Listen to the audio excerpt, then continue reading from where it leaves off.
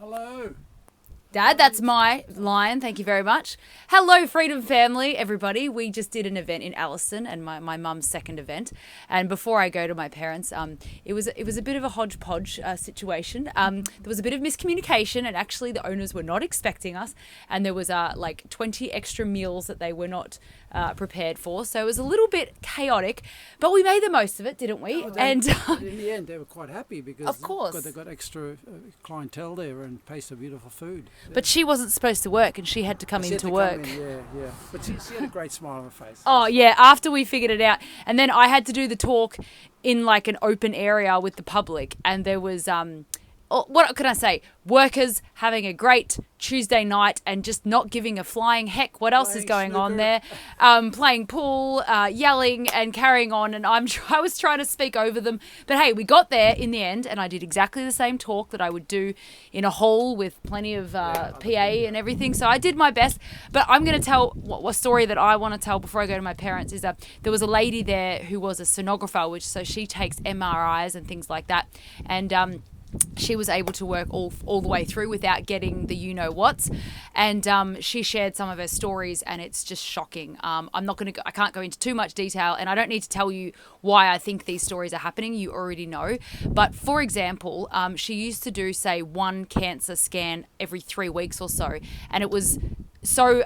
it wasn't so often, so she would know the name of their family members, their children, their whole lives, because they didn't happen that often. Now she's doing like 3 a day. So think about that. 1 every 3 weeks to 3 a day. She can barely get to know her patients because there's so many of them.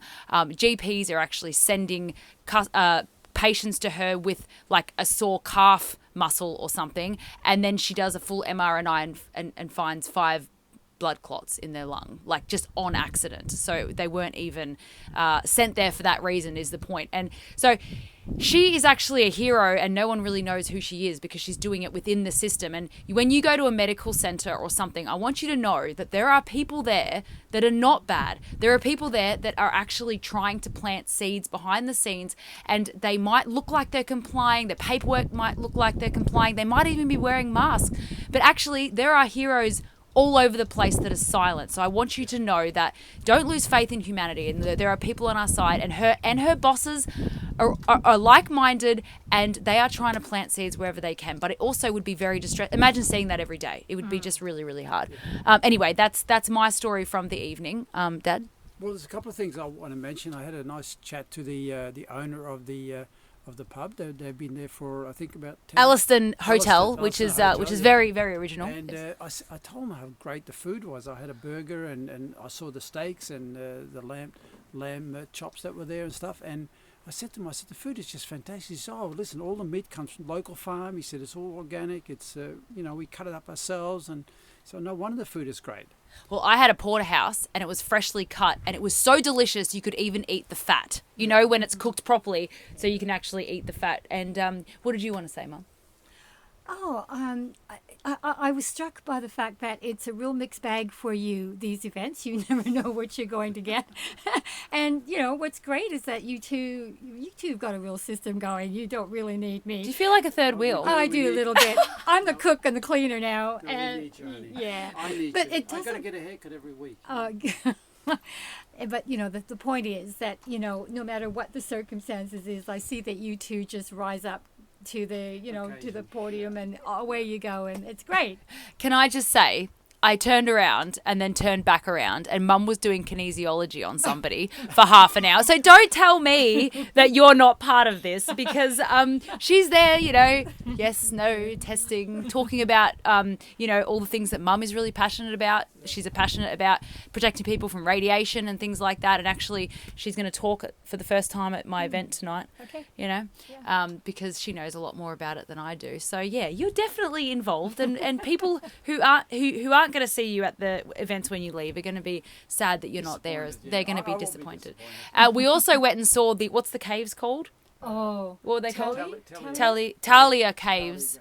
And Mum is really into energy and frequencies and things like that. And she basically just loved these caves. It was a natural healing cave, and anyone who lives in this area, I don't think they realize what they have access to, because I was able to test it. Muscle testing is great. So on the mouth of the cave, it was 85% negative ions. Inside, it was 100% oxygen. And people have stories about going there and staying in there for a few hours and having things healed. And I can understand why. Yeah. So it's a cave, so it was like fully... I felt a bit dizzy standing there because I just think there was just too much oxygen coming. No, I'm serious. Yeah. Dad couldn't handle the oxygen, Yeah, it was just too much. the carbon dioxide. No, the oxygen. Oxygen. You needed to persevere. I didn't stay in it at all. I didn't like the feeling at all. I left. I met this farmer at the meeting last night. He was just a lovely person, and his wife was there, and he had 3 children. One of his children was there too. Gee, they were so supportive of you and supportive of what you were doing. And His daughter drew me a picture. Oh, did she really? Yeah. While you were talking? Yeah. So it was boring for her, was it? Well, yeah, she's like She's 11. 12. Why would she want to listen to me yabbering on? And then we went to Murphy's haystack, which was interesting as well. And then we walked on the pier. So we've done a little bit of sightseeing today. And Mum also had a fall today. That's all right. Keeps you humble. Yes.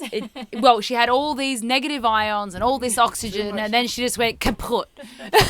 But they helped me, you see. All my cells were Oh, they charged prepared. up. They prepared for the And fall. Exactly. Anyway, okay, we better We go eat now? because we don't have much time. We have to go. Bye. See you next time.